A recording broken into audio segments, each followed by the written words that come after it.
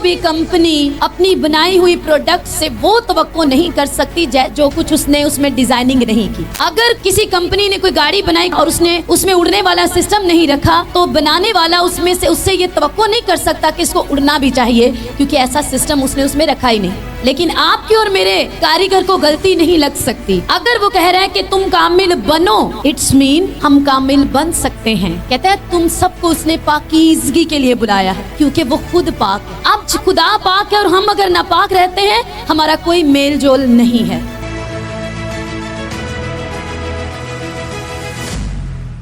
मत्ती की इंजील 5वां बाब और उसकी 48 बस चाहिए कि तुम कामिल हो जैसा तुम्हारा आसमानी बाप कामिल है। ये वचन पढ़ के हमें लगता है कि ऐसा नामुमकिन है, हम ऐसा नहीं कर सकते। कोई भी कंपनी अपनी बनाई हुई प्रोडक्ट से वो तवक्को नहीं कर सकती जो कुछ उसने उसमें डिजाइनिंग नहीं की। हालेलुया, बात समझ आ रही? अगर किसी कंपनी ने कोई गाड़ी बनाई, कोई फोन बनाया और उसमें उड़ने वाला सिस्टम नहीं रखा, तो बनाने वाला उससे ये तवक्को नहीं कर सकता कि इसको उड़ना भी चाहिए, क्योंकि ऐसा सिस्टम उसने उसमें रखा ही नहीं। हालेलुया। लेकिन आपके और मेरे कारीगर को गलती नहीं लग सकती। अगर वो कह रहा है कि तुम कामिल बनो, इट्स मीन हम कामिल बन सकते हैं अगर हम उसका पीछा करें। तो पीछा करने के लिए उसने अपने कदम हमसे पहले रख कर दिखा दिए। वो जीवन खुद जी के दिखा दिया, ताकि हम ये ना कहें कि मेरे पास कोई एग्जाम्पल नहीं, मैं कैसे ये कर सकता हूँ। तो एक कामिल और परफेक्ट जीवन खुद खुदावंद यीशु मसीह ने खुदा होते हुए इंसान बन के हमें जी के दिखा दिया। हालेलुया। अब यीशु मसीह ने हमें ये जो 5, 6 और 7 बाब हैं, आगे इन सारे चैप्टर्स में ये एक ही सरमन चल रहा है। कई बार कलीसिया जो है वो हो जाती इतना लंबा सरमन, ये पहाड़ी वाज इसको कहा जाता है, और ये एक ही सरमन है पूरा। यीशु मसीह ने इसमें सिखाया कि कोई भी मालिक, कोई भी आदमी जो है वो 2 मालिकों की खिदमत नहीं कर सकता। आप खिदमत करना चाहते हो और एक पांव आपका दुनिया में है और एक सेवा में है, आप फेलियर खिदमत करेंगे। कभी भी आप खुदा को राजी करने वाली खिदमत नहीं कर सकते। अगर आपको ईमानदार जिंदगी जीनी है, एक पांव आपका पाप में है, दुआया जिंदगी जीनी है, एक नाफरमानी में, दुनियादारी में और गुनाह में है, और दूसरा पांव रास्तबाज जिंदगी में है, आप कभी भी ईमानदार जिंदगी को नहीं जी सकते। फिर ये कामिल बनना सच में नामुमकिन बन जाता है। हालेलुया। जबकि ऐसा है नहीं। खतों में भी पढ़ो, हम अपनी बुलाहट जानना चाहते हैं। उसने कहा, ऐ भाइयों, अपने बुलाए जाने पर तो निगाह करो, तुम किस लिए बुलाए गए? कहता है तुम सबको उसने पाकीज़गी के लिए बुलाया है, क्योंकि वो खुद पाक है। अब खुदा पाक है और हम अगर नापाक रहते हैं, हमारा कोई मेल जोल नहीं है। फिर वो कहते हैं ना, तू अलग तो मैं अलग, क्योंकि हमारी राहें अलग हैं। हालेलुया।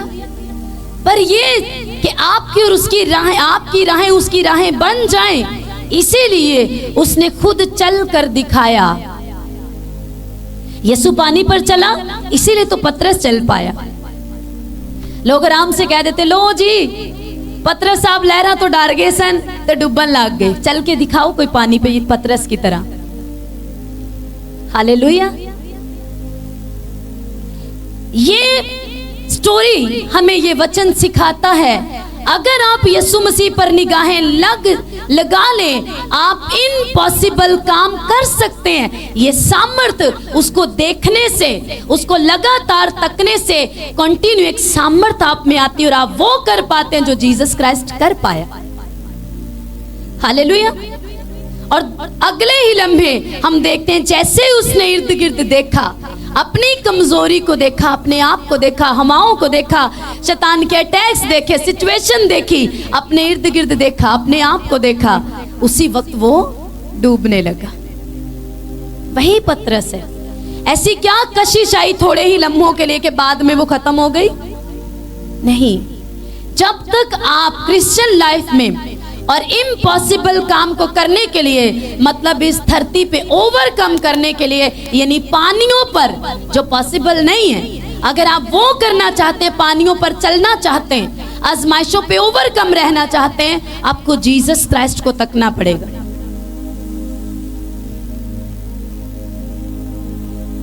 जब वो किसी को देखकर कहता, जब उसकी तरफ देखता और उसे कहता फॉलो मी, वो उसका पीछा करता, क्योंकि वो आंखें आम आंखें नहीं है। अगर वो आप उनकी तरफ देखेंगे तो क्या होगा? आप सेम नहीं रहने वाले, जैसे पतरस सेम नहीं रहा। हालेलुया। अगर वो यीशु की तरफ ना तकता और अपनी कोशिश करता, स्ट्रेटजी लगाता, इम्पॉसिबल था। आज खिदमत में और मसीही जीवन में हम सेवा भी करना चाहते हैं। हमारे अंदर तड़प है, खुदा मैं तेरी सेवा करना चाहता हूँ, मैं एक मसीही जीवन जीना चाहती हूँ, क्योंकि मैंने बपतिस्मा ले ली और मैं भी चाहता हूँ मैं मसीही जिंदगी जीऊं खुदा के साथ। लेकिन जैसा हम चाहते हैं कि मैं अपने तरीकों से जीऊं, शॉर्टकट्स करके, अपनी मर्जी पर चल के मैं खुदा को राजी कर लूं, ऐसा नहीं हो सकता। यीशु ने कहा कामिल बनो। इट्स मीन ये मेरी पर्सनल जिम्मेदारी लगा दी मुझे कामिल बनने के लिए। आज जब हम मसीह में आते हैं तो हमारा कोई संघर्ष नहीं है, खून पसीने की कोई मेहनत बाकी नहीं रह गई। हमें मेहनत करनी है इसीलिए ताकि मैं कामिल बन सकूं, मैं वो चीजें छोड़ूं जो मेरी कामिलियत को, मेरी परफेक्शन को खराब करती। हालेलुया। हम जिस्म में रहकर, शरीर में यानी जिस्म में रहकर हम आत्मा के कामों को करना चाहते हैं, जो कि पॉसिबल नहीं है। बाइबल कहती है रूह और जिस्म आपस में खिलाफ ख्वाहिश करते हैं। ये दोनों एक दूसरे के ऑपोजिट हैं, जैसे दिन और रात, जैसे आग और पानी। इनकी ख्वाहिशें अलग अलग हैं। अब मैं चलना रूह से चाहता हूं, पर रहता जिस्म में हूं, मुमकिन ही नहीं। हाँ, मैं ख्वाहिशें जरूर कर सकता हूं, मैं रूह में कभी चलूंगा, पर मैं चल कभी नहीं सकता अगर मैं रूह के कामों को ना अपनाऊं, जो गलीतियों 5 बाब में लिखे हैं। रूह के कामों में, रूह के फलों में एक फल तहम्मुल है, जो कि हमें बिल्कुल नहीं है। पैशन रखना, वेट करना अपनी राइट डेस्टिनी का। मोहब्बत है जो कि कभी शदीद हो जाती है और वक्त आने पर जल्दी फिर शहीद हो जाती है। सबसे पहला फल। हालेलुया। कितनों को समझ आ रही? कहते तुम कामिल बनो। इफ्सियों में लिखे तुम रूह से मामूर होते जाओ। आत्मा उतर चुका है, तुम रूह से मामूर होते जाओ। तुम कामिल बनो जैसा तुम्हारे बुलाने वाला पाक है। तुम अपने बुलाए जाने पर निगाह करो। पुराने अहदनामे में भी इस्तिश्ना में लिखा है कामिल बने रहना, क्योंकि तुम्हारा यहोवा पाक है, कामिल है, पाक बने रहना। अब पाक बने रहने के लिए मुझे वो सब कुछ एक एक करके निकालना होगा जो कुछ उसको पसंद नहीं। बाइबल कहती है कि खुदा हम्बल को मोर ग्रेस देता है, बहुत ग्रेस देता है। अगर आप चाहते हैं ग्रेस आप पर बढ़े, हम्बल होना सीखें। अब हमें लगता है हम्बल होना ये है जिसमें आप पूरी तरह ऐसे दिखाएं कि ये तो बेचारा ही कोई नहीं। लोगों को लगता है बहुत हम्बल है, लेकिन आपको बताऊं हम्बल का, हलीमी का ताल्लुक आपके दिल और आपकी नीयत के साथ है, आपकी इस पाक सोचों के साथ, आपके पाक दिल के साथ हलीमी का ताल्लुक है, जाहिरी एक्शन से नहीं, जो जाहिरी दिखाया जाता है। मान लो आज अगर यूहन्ना इस्तबागी के जैसा आज का पास्टर होता तो क्या करती आज की कलीसिया? लोग उसके पास आ रहे हैं, वो प्रीच कर रहे हैं, कहते हैं सप दे बच्चों तानू किन्ने जिता दिता। क्या आज कोई पास्टर जिंदा रह सकता कि कलीसिया दे किसी फर्द नूं ऐ कह के? नहीं रह सकता।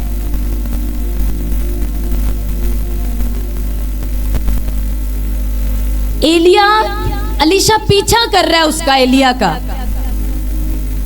कहता है मैं तेरे पीछे आऊंगा, बस थोड़ा ये कर कि मैं अपने जरा पेरेंट्स नु गुड बाय कह मां। कहता जा पा जा, मैं तेरे ना की कीता, जा चला जा। उसके हाथ, और अगर आप पढ़े बाइबल को तो अलीशा सिर्फ हाथ धुलाने वाला सर्वेंट था। ये होली थर्सडे में सीखा ना आपने कि जो सबसे चीप नौकर होता था, सबसे छोटा, सबसे हकीर काम, हाथ और पांव धुलाने वाले नौकर को सबसे छोटा नौकर, उसका इतना बड़ा चलदा चलाया कारोबार छड़वा के उन्होंने सिर्फ हाथ ते पैर धोने वाला सेवक बना लिया।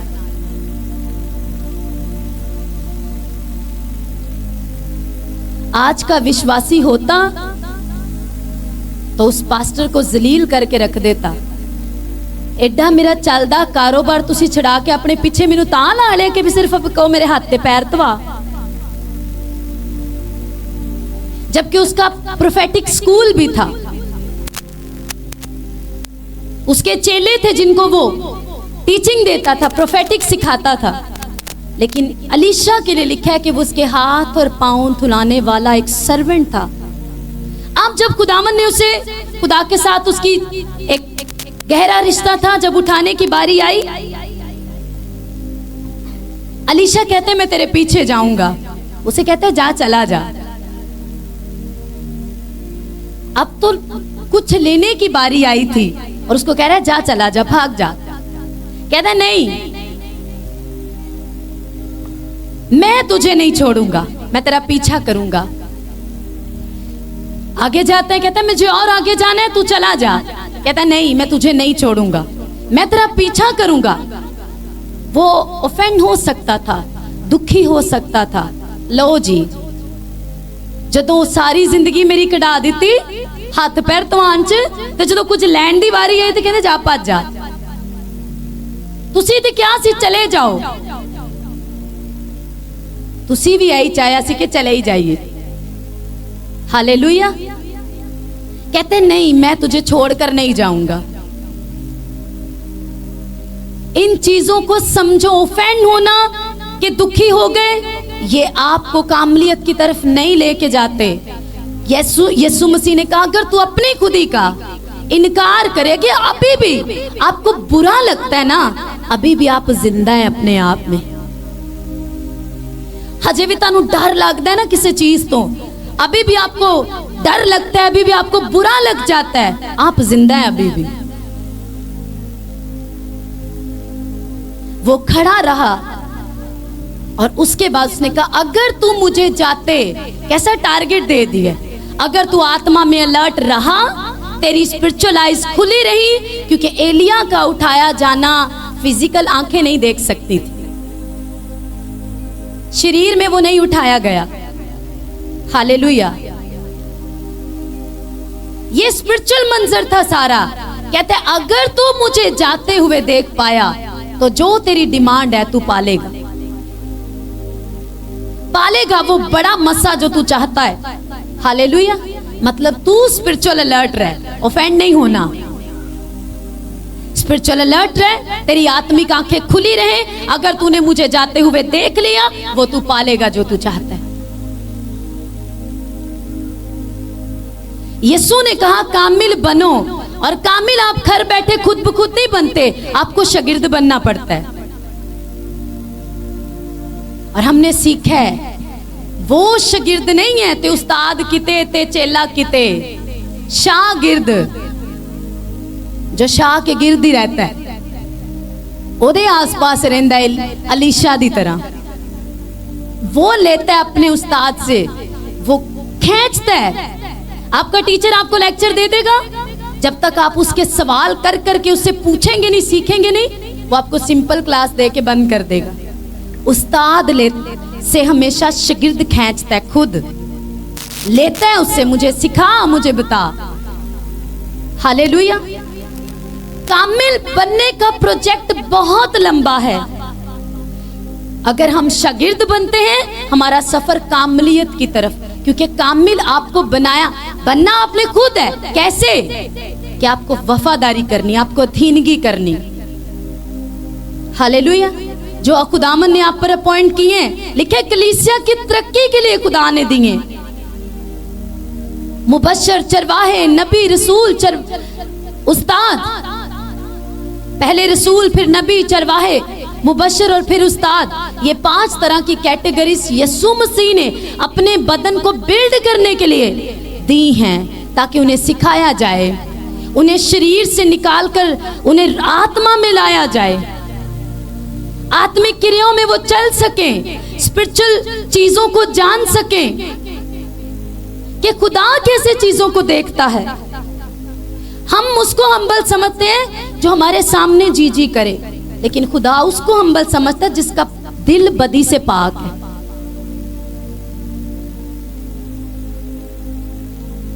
बात समझ आ रही है? जिसकी नीयत साफ है, जिसकी सोचे पाक हैं, उसको खुदा देखता है, ये बहुत हम्बल है।